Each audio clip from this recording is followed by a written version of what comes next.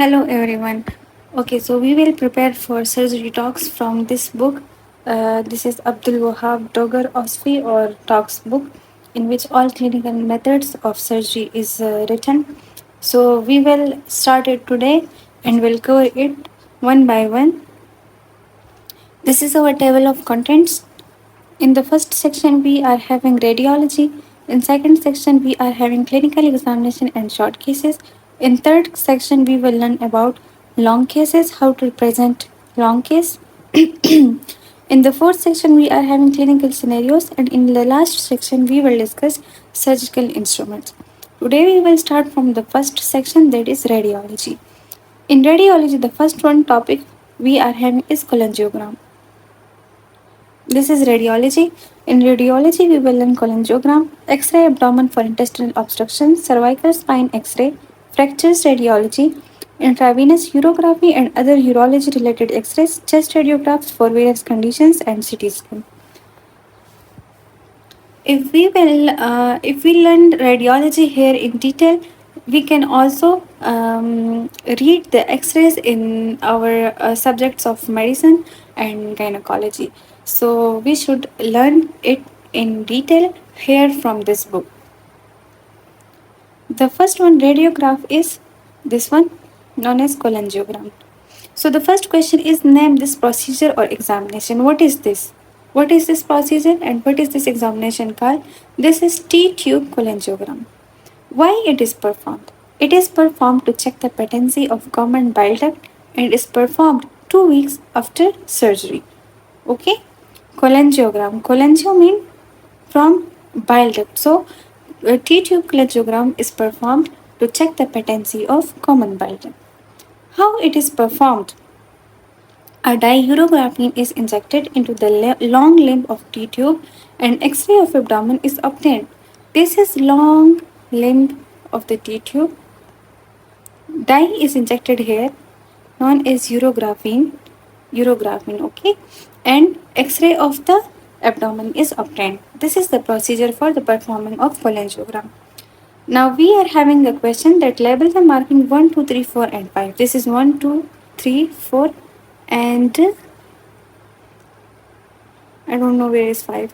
Okay, so the one is common bile duct. This is common hepatic duct. On 2 is long limb of the tube. This is the long limb of the tube. This is 2 1. Okay. On third number, we are having common bile duct. This is common bile duct. Okay. And this is the dye in the duodenum. This is duodenum.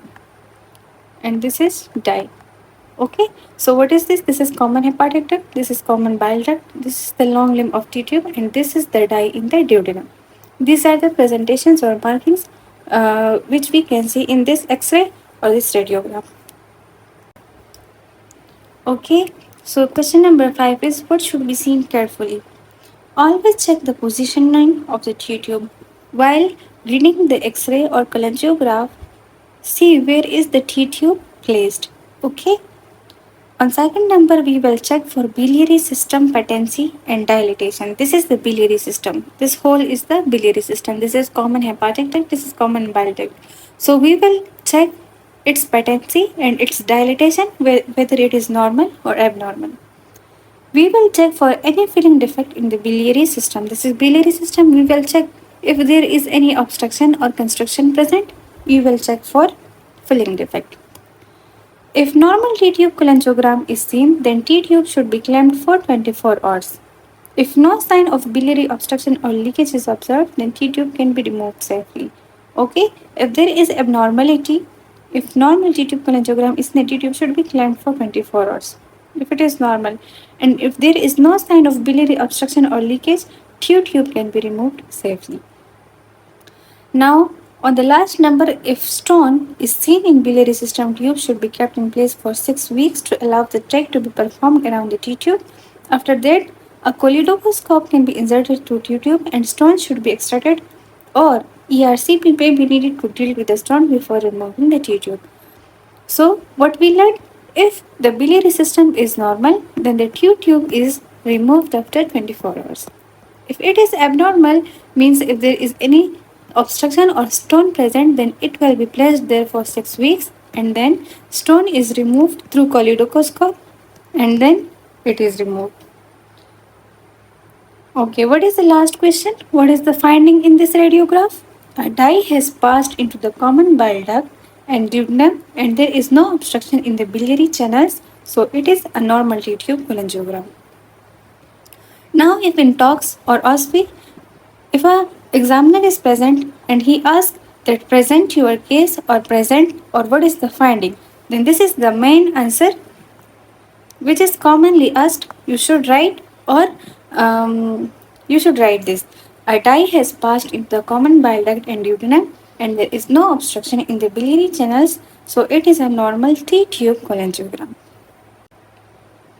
Okay, this is a T-tube cholangiogram of other patients showing filling defect at 5. At the distal end of common bile duct, this is common hepatic duct, it is common bile duct. Here, the dye is not passed. Dye is absent here, urography. So, we detect that here is obstruction.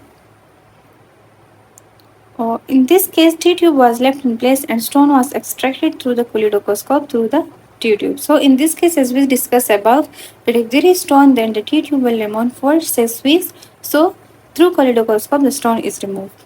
Why T-tube is placed? Let's answer this. Handling of the common bile duct in the form of dissection, dilatation, or choledochotomy invariably leads to slowing of motility in the common bile duct as well as can lead to spasm of the sphincter of Oddi. This can cause back pressure and give way of sutures used to suture the choledochotomy incision leading to surgical catastrophe. The morbidity and mortality associated with biliary peritonitis is extremely high. Placement of a T-tube prevents all these complications. So, what is the purpose of placing T-tube? Basically to prevent all these complications. What complications? Slowing of motility in the common bile duct as well as spasm of sphincter of Oddi. Preventing the back pressure and give way of sutures used to suture the choledochotomy incisions leading to surgical catastrophe. Okay, so prevent these complications, T-tube is placed for 6 weeks in case of the presence of stone or any other obstruction. Now moving to the next one, what is this? Name this investigation. This is endoscopic retrograde cholangiopancreatography. Endoscopic retrograde cholangiopancreatography, read is as ERCP. How is it performed? It is performed via endoscopic.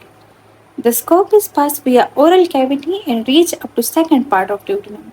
This is oral cavity, endoscope is inserted and it is reached to the second part of the duodenum. This is oral cavity, endoscope. Okay. Through the scope, the ampulla of water is cannulated and dye is injected through this cannula, either into pancreatic duct or into common bile duct. Dye is injected here, urography, and through the scope, the ampulla of water is cannulated. This is here cannulated in the ampulla of water and common and urography is injected and X-ray is obtained of the abdomen. In this way, we can visualize pancreatic duct, structure or stone and common bile duct structure, stone tumor or leakage and biopsy can also be obtained for diagnostic purposes. Stent across the structure of common bile duct can be placed and a stone can also be extracted from common bile duct. So, how it is done? An endoscope is placed